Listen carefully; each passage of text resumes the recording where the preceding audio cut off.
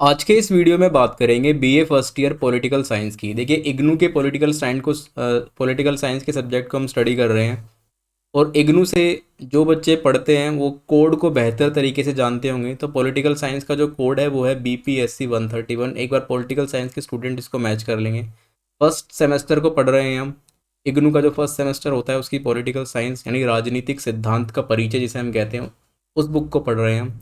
आज हम स्टडी करेंगे, आज हम पढ़ेंगे चैप्टर 2 को, राजनीतिक सिद्धांत क्या है। चैप्टर 2 हमारा है राजनीतिक सिद्धांत क्या है। इससे पहले इस सब्जेक्ट पर पहला पार्ट हम यानी पहला अध्याय या पहला चैप्टर आप कह सकते हो हम पढ़ चुके हैं।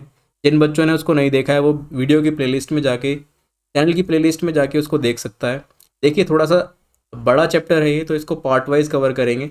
आज हम स्टडी करेंगे इसका फर्स्ट पार्ट। तो चलिए स्टार्ट करते हैं बिना देर किए हुए। इंस्टा पे आप मुझे फॉलो कर सकते हो। कोई क्वेरी या क्वेश्चन है तो यहाँ पर आप मुझसे पूछ सकते हो। यूज़र नेम आपके सामने है। टेलीग्राम पे जाके आप ग्रुप को जरूर ज्वाइन करें। @एकलव्य स्नातक 1 सर्च करें जाके टेलीग्राम पे, और इस ग्रुप को ज्वाइन कीजिए। यहाँ पर आपको वीडियो की नोटिफिकेशन मिल जाती है, प्लस वेबसाइट पे जो हमारे नोट्स है वो पढ़ सकते हो। तो चलिए स्टार्ट करते हैं।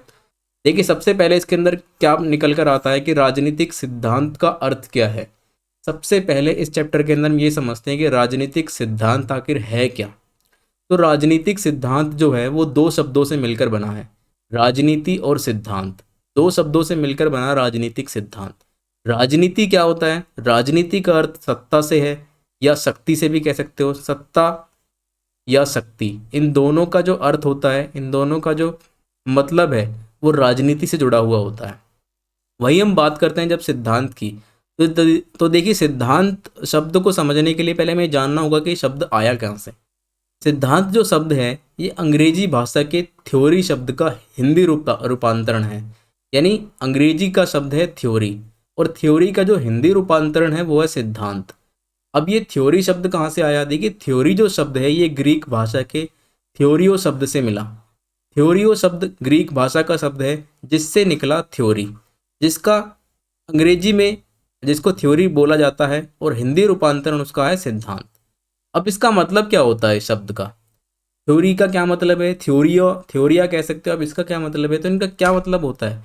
देखिए, सिद्धांत के अंतर्गत हम देखते हैं यानी थ्योरी के अंतर्गत हम देखते हैं, इसका जो अर्थ है वो है वस्तु या कोई विषय, या तो कोई वस्तु या फिर कोई विषय, उसका अस्तित्व कैसे है, वो अस्तित्व में कैसे आया, क्या कारण है, कारण को प्रकट करना, तथ्यों उस तथ्यों को स्पष्ट करना, तथ्यों को जानना, उनके स्पष्टीकरण, उसकी अवधारणा क्या है, मूल्यों का निर्णय आदि, लक्ष्यों, नीतियों, आधारभूत कारणों, इन सभी चीज़ों का वर्णन करना या इन सभी चीज़ों का जो मेल है वो किसके अंतर्गत आता है? वो सिद्धांत के अंतर्गत आता है। सिंपल भाषा में आपको बताऊं तो कोई भी ऐसी वस्तु जिसके हम अस्तित्व के बारे में बात करते हैं, या कोई भी ऐसा विषय हम स्टार्टिंग से लेकर एंड तक जब तक उस पर रिसर्च करते हैं, जब तक उसको जानते हैं कि क्या उसका अस्तित्व है, क्या उसका बेस है, क्या उसका निर्णय है, क्या उसका लक्ष्य है, क्या उसका प्रभाव है, ये सभी चीज़ें किस बेस पर वो टिका हुआ है, किन तथ्यों पर वो टिका हुआ है, ये सब कुछ उसकी थ्योरी कहलाती है, सब कुछ उसका सिद्धांत कहलाता है।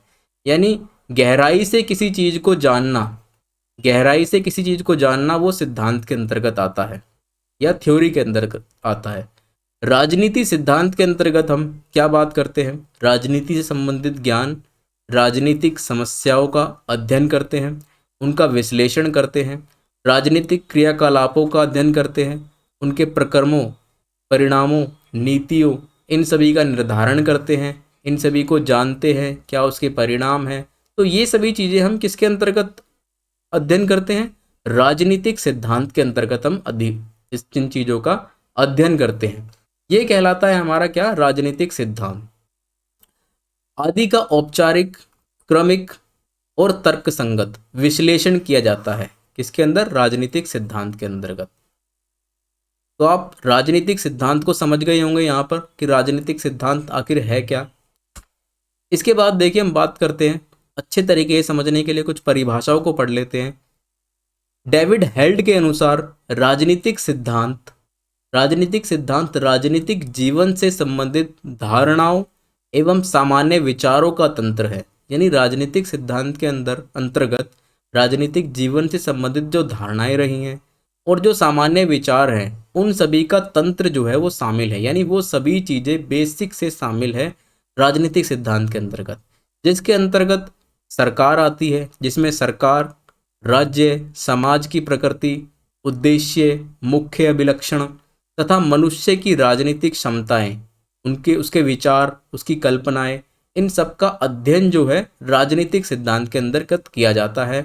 राजनीतिक सिद्धांत संपूर्ण राजनीतिक विषयक है, यानी जितनी भी चीज़ें राजनीति से जुड़ी हुई है, चाहे वो राज्य हो, चाहे वो सरकार हो, चाहे वो समाज हो, उनके क्या उद्देश्य हैं, उनके क्या कार्य हैं, उनके क्या प्रभाव हैं, जो राजनीतिक मनुष्य हैं उनकी क्या क्षमताएं हैं, जो राजनीति में मनुष्य हैं उनके क्या विचार रहते हैं, क्या उनके कल्पनाएं रहती हैं, सब कुछ का अध्ययन हम राजनीतिक सिद्धांत के अंतर्गत जो है हम करते हैं।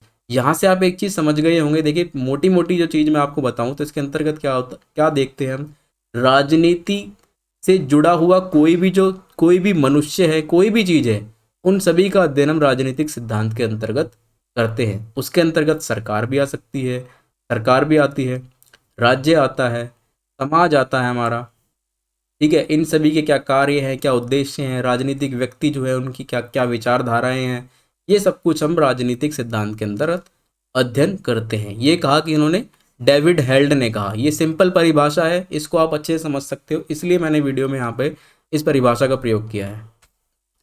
International encyclopedia of social science में कहा गया है, आर्नल्ड ब्रेख्त के अनुसार राजनीतिक सिद्धांत के प्रमुख विषय जो हैं, राजनीतिक मनुष्य, उसका व्यवहार, विचारवाद, मूल्य, अर्थशास्त्र, अंतर्राष्ट्रीय राजनीतिक समूह, संस्थाएं, प्रशासन, सैन्य, विज्ञान एवं शोध पद्धतियां आदि है। यानी इन्होंने कहा कि जो राजनीतिक सिद्धांत के प्रमुख विषय हैं, यानी जो टॉपिक्स, जो विषय हैं, उनका जो हम अध्ययन करते हैं राजनीतिक सिद्धांत के अंतर्गत, वो क्या क्या है, वो राजनीतिक मनुष्य, उसका व्यवहार है, उसके क्या विचार हैं, उसके क्या मूल्य हैं, इसके साथ साथ अर्थशास्त्र का, अंतर्राष्ट्रीय राजनीति का, ठीक है, अंतर्राष्ट्रीय राजनीतिक समूह जो हैं, संस्थाएं जो हैं, प्रशासन है, सैन्य है, विज्ञान है, इन सभी चीज़ों का अध्ययन हम राजनीतिक सिद्धांत के अंतर्गत करते हैं। ये कहा आर्नल्ड ब्रेख्त ने, इन्होंने कहा international encyclopedia of social science के अंतर्गत। इसके बाद हम बात करते हैं राजनीतिक सिद्धांत के कुछ मुख्य पहलू, यानी मुख्य पहलुओं को हम जानते हैं, जो राजनीतिक सिद्धांत के मुख्य पहलू होते हैं। देखिए, राजनीतिक सिद्धांत का जो कार्य क्षेत्र है वो नागरिकों के राजनीतिक जीवन, राजनीतिक विचार, नागरिकों के राजनीतिक जीवन, राजनीतिक विचार, राजनीतिक व्यवहार तक फैला हुआ है। यानी राजनीतिक सिद्धांत का जो कार्य क्षेत्र है, अगर हम एरिया की बात करें, क्या एरिया है, क्या क्षेत्र है, क्या कार्य क्षेत्र है राजनीतिक सिद्धांत का, तो नागरिकों का राजनीतिक जीवन, ठीक है, उनके राजनीतिक विचार और व्यवहार, इन सभी चीज़ों के अंतर्गत राजनीतिक सिद्धांत का कार्यक्षेत्र घूमता है। राजनीतिक घटनाओं के वर्णन और उसके समालोचन एवं उसकी खोज पद्धतियां इसके अंदर शामिल होती हैं।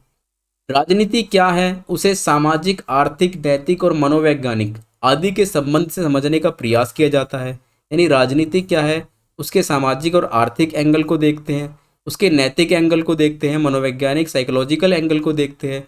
इन सभी चीज़ों को राजनीतिक सिद्धांत के मुख्य पहलू के अंदर रखा जाता है। इन सभी चीज़ों को मुख्य पहलू के तौर पे अध्ययन किया जाता है राजनीतिक सिद्धांत के अंतर्गत। राजनीतिक सिद्धांत का एक लक्ष्य होता है। क्या लक्ष्य होता है? कि एक अच्छे समाज में अच्छे राज्य का निर्माण किया जाए। राजनीतिक सिद्धांत का ये लक्ष्य है, ये दायित्व भी कह सकते हो, कि अच्छे समाज का निर्माण किया जाए और अच्छे समाज में एक अच्छे राज्य का निर्माण किया जाए। राजनीतिक सिद्धांत विभिन्न राजनीतिक घटनाक्रमों की व्याख्या तो करता ही है, अवलोकन करता है, उसका विश्लेषण करता है, पूर्व अनुमान लगाता है, इन सभी मानवीय व्यवहारों के अनुरूप विभिन्न सुझाव भी प्रस्तुत करता है। राजनीतिक सिद्धांत के अंतर्गत ही सब कुछ होता है। ये राजनीतिक घटनाक्रमों की व्याख्या करना, उसका अवलोकन करना, उसका विश्लेषण करना, पूर्व अनुमान लगाना, गैस करना, ठीक है, ये सब कुछ चीज़ें राजनीतिक सिद्धांत के अंतर्गत होती है। इसके साथ साथ क्या है, मानवीय व्यवहारों के अनुरूप अपने सुझाव भी प्रस्तुत करता है राजनीतिक सिद्धांत। अब हम बात करते हैं राजनीतिक सिद्धांत की अंतः वस्तु के बारे में। देखिए, अंतः वस्तु की यदि हम बात करें तो इसके अंतर्गत सबसे पहले बात करते हैं हम राज्य एवं सरकार की। राज्य के आधुनिक स्वरूप उसका आकार, उसका प्रकार एवं शासन व्यवस्था, शासन प्रणाली के व्यवहारिक आधारभूत सिद्धांतों का विस्तृत विवरण जो है इसके अंदर किया जाता है। यानी कि राज्य का स्वरूप कैसा हो, राज्य का आकार कैसा हो, उसके प्रकार कैसे हो, क्या उसके दायित्व हो, क्या उसके अंदर व्यवस्था रहे, क्या उसके अंदर शासन प्रणाली रहे, ये सभी चीज़ें, इन सभी चीज़ों का व्यवहारिक अध्ययन जो है राजनीतिक सिद्धांत के अंदर किया जाता है, जिसके अंतर्गत हम राज्य एवं सरकारों के अंतर्गत इसकी बात करते हैं। वहीं हम बात करते हैं दूसरे नंबर पर इसकी शक्ति प्रक्रिया का ज्ञान। देखिए, शक्ति प्रक्रिया का ज्ञान भी राजनीतिक सिद्धांत के द्वारा प्राप्त होता है। राजनीतिक शक्तियाँ, उनका स्वरूप कैसा है एवं उनके आपसी संबंधों का अध्ययन शक्ति के अन्य रूप में, जैसे लोकमत की शक्ति हो गई। लोकमत की शक्ति कौन सी होती है? जब हम वोट करके किसी व्यक्ति को चुनते हैं तो ये क्या है, वो लोकमत की लोगों की शक्ति है, उनके मत की शक्ति है। ठीक है, लोकमत की शक्ति हो गई, सामाजिक शक्ति हो गई, आर्थिक शक्ति हो गई, राष्ट्र शक्ति हो गई, अंतर्राष्ट्रीय शक्ति।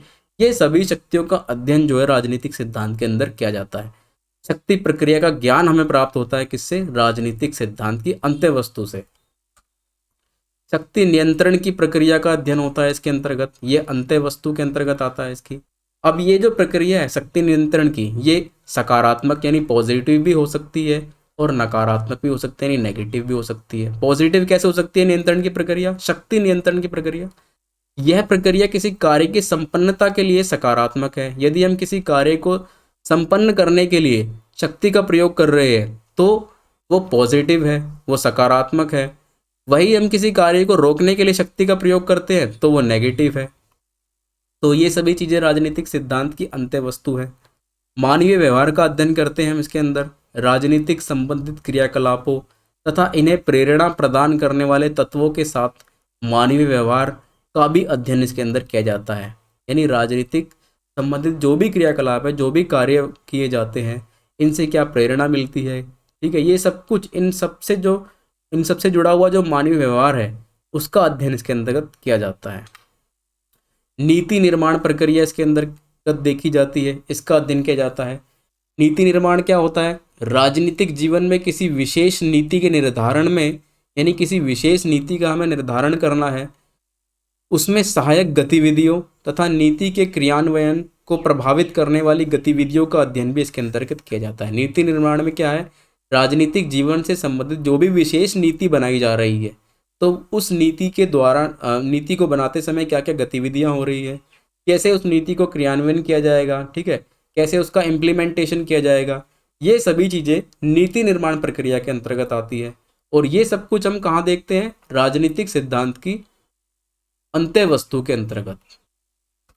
इसके बाद हम बात करते हैं राजनीतिक सिद्धांत की प्रकृति के बारे में, यानी नेचर ऑफ राजनीतिक सिद्धांत, पॉलिटिकल थ्योरी। इतिहास के रूप में राजनीतिक सिद्धांत, दर्शन के रूप में राजनीतिक सिद्धांत और विज्ञान। देखिए, 3 रूप में हम राजनीतिक सिद्धांत की प्रकृति को डिफाइन करते हैं, इतिहास के रूप में, दर्शन शास्त्र के रूप में और विज्ञान के रूप में। यानी इन तीनों क्षेत्र के रूप में हम, इन तीनों के क्षेत्र में हम राजनीति को, इसकी प्रकृति को देखते हैं। अगर हम इतिहास के रूप की बात करें, यानी इतिहास के रूप में किस प्रकार से राजनीतिक सिद्धांत को हम देखते हैं, देखिए, राजनीतिक सिद्धांत काल, स्थान एवं परिस्थितियों को समझने का प्रयास करता है। जो इसका ऐतिहासिक रूप है, काल, स्थान और प्रयास, यानी किस समय, किस स्थान पर, किस प्रकार की परिस्थितियों में वो कोई राजनीतिक डिसीजन लिया गया है, तो इस सबको समझने का प्रयास जो है वो ऐतिहासिक रूप कहलाता है राजनीतिक सिद्धांत का। राजनीति में जिन समस्याओं का अध्ययन किया जाता है उनका अपना एक इतिहास होता है जिसको बिना जाने हल करना कठिन होता है। ऐतिहासिक अनुभव के आधार पर वर्तमान राजनीतिक जीवन में सुधार करते हुए भविष्य के लिए मार्ग निश्चित किया जा सकता है। ये कोई भी जो गलती है उसको इतिहास के रूप में ऐतिहासिक अनुभव के आधार पर जान करके उस गलती को सुधारा जा सकता है। फॉर एग्जाम्पल मैं आपको बताता हूँ, मान लो पास्ट में किसी व्यक्ति से कोई गलती हुई है तो उसका वो ऐतिहासिक अनुभव रहा है, भविष्य में वो उस गलती को नहीं करेगा। भविष्य में वो उस गलती जो उसका ऐतिहासिक अनुभव उससे सीख प्राप्त करेगा और वो भविष्य में ऐसी गलती को नहीं करेगा। तो राजनीतिक जीवन में सुधार किया जा सकता है ऐतिहासिक रूप से राजनीतिक सिद्धांत को देखते हुए। वहीं हम बात करते हैं दर्शन शास्त्र के रूप में राजनीतिक सिद्धांत की। देखिए, दर्शन शास्त्र की जब हम बात करते हैं ना, तो संसार के समस्त आदर्श, मानक, मूल्य दर्शन शास्त्र में ही समाये हुए हैं। जब भी हम नैतिकता की बात करते हैं, जब भी हम आदर्शों की बात करते हैं, आदर्श के मानकों की बात करते हैं, मूल्यों की बात करते हैं, तो वो सब कुछ दर्शन शास्त्र से जुड़ा हुआ है। स्ट्रॉस के अनुसार राजनीति दर्शन शास्त्र का एक अंग है। इन्होंने कहा राजनीति जो है वो दर्शन शास्त्र का ही एक अंग है। दर्शन शास्त्र शाश्वत ज्ञान की खोज में लगा रहता है। यानी दर्शन शास्त्र जो है वो शाश्वत ज्ञान यानी सच्चाई की खोज में, सच्चाई के मूल्यों, इन सभी की खोज में लगा रहता है। इसी प्रकार राजनीतिक दर्शन राजनीतिक तथ्यों की प्रकृति, उपयुक्त और उत्तम राजनीतिक व्यवस्था की खोज करता है। जिस प्रकार से दर्शन शास्त्र एक शाश्वत ज्ञान की खोज में यानी सच्चे ज्ञान की खोज में लगा रहता है, उस प्रकार से राजनीतिक सिद्धांत भी ऐसे तथ्यों की खोज करता है जो कि बेहतर हो, आने वाले कल के लिए बेहतर हो, राजनीतिक व्यवस्था के लिए बेहतर हो, उसके लिए उपयुक्त हो, ठीक है, उसकी प्रकृति अच्छी हो, उत्तम प्रकृति का वो हो। यानी आने वाले समय में प्रत्येक उत्तम चीज़ों का चयन राजनीतिक सिद्धांत में किया जाता है। तो इस प्रकार से इन्होंने कहा जो राजनीतिक सिद्धांत है वो दर्शन शास्त्र का ही एक अंग है। अब हम बात करते हैं विज्ञान के रूप में राजनीतिक सिद्धांत। देखिए, विज्ञान के रूप में राजनीतिक सिद्धांत को कहा जाता है, विज्ञान जो है वो बुद्धिवाद पे आधारित है, और राजनीतिक सिद्धांत भी एक ऐसा विज्ञान है जो बुद्धिवाद पे ही आधारित है और बुद्धिवाद की आवश्यकताओं को पूरा करता है, क्योंकि ये प्रशंसनीय एवं परीक्षणीय है। इसमें यथार्थ विज्ञानों के जैसे नियम, सीमाओं के अंदर सामाजिक जन समूह पर प्रयोग होते हैं। जिस प्रकार से विज्ञान के अंतर्गत हम क्या करते हैं, जन समूह के ऊपर प्रयोग करते हैं, ठीक है, ऐसे ही राजनीति के अंतर्गत भी जन समूह के ऊपर प्रयोग होते रहते हैं, ठीक है, उनका अध्ययन भी होता रहता है एवं उनके अध्ययन के आधार पर निष्कर्ष भी निकाले जाते हैं। देखिए, ऐसा नहीं है कि विज्ञान के अंदर ही शोध कार्य होते हैं, राजनीति के अंदर भी शोध कार्य होते हैं। राजनीति के अंतर्गत शोध कार्य होते हैं जिससे जो राजनीतिक मनुष्य वो पता कर पाता है कि ये कम्युनिटी क्या चाहती है, ठीक है, ये किस प्रकार के लोग हैं, इनकी क्या विचारधाराएं हैं। तो इस प्रकार के शोध कार्य जो है राजनीति के अंतर्गत भी चलते रहते हैं। और ये जो अध्ययन कार्य चलते हैं ना, ये जो सब कुछ शोध कार्य जो राजनीति के अध्ययन चलते रहते हैं, इनके आधार पर निष्कर्ष भी निकाले जाते हैं जो विज्ञान पक्ष को परिभाषित करते हैं। यानी जिस प्रकार से विज्ञान के अंदर ये सब काम होते हैं ना, शोध कार्य चलते हैं, ऐसे ही राजनीति के अंतर्गत भी शोध कार्य चलते हैं, जिससे पता चलता है कि ये जो लोग हैं वो किस प्रवृत्ति के हैं, ये जो पार्टी है वो किस प्रवृत्ति की है, ये इनकी क्या विचारधारा है, क्या इनकी आइडियोलॉजी है। ये सभी शोध कार्य राजनीति सिद्धांत के अंतर्गत यानी राजनीति के अंतर्गत भी चलते रहते हैं। इसी प्रकार से विज्ञान के रूप में जो है राजनीतिक सिद्धांत को देखा जाता है। तो यहाँ पे हमारा पार्ट 1 खत्म हो जाता है। पॉलिटिकल साइंस का जो हम चैप्टर पढ़ रहे हैं, चैप्टर 2, इसका पार्ट 1 खत्म हो जाता है। नेक्स्ट वीडियो में डिस्कस करेंगे हम इसके पार्ट 2 को। तब तक के लिए चैनल को सब्सक्राइब कीजिए, वीडियो को लाइक कीजिए। धन्यवाद।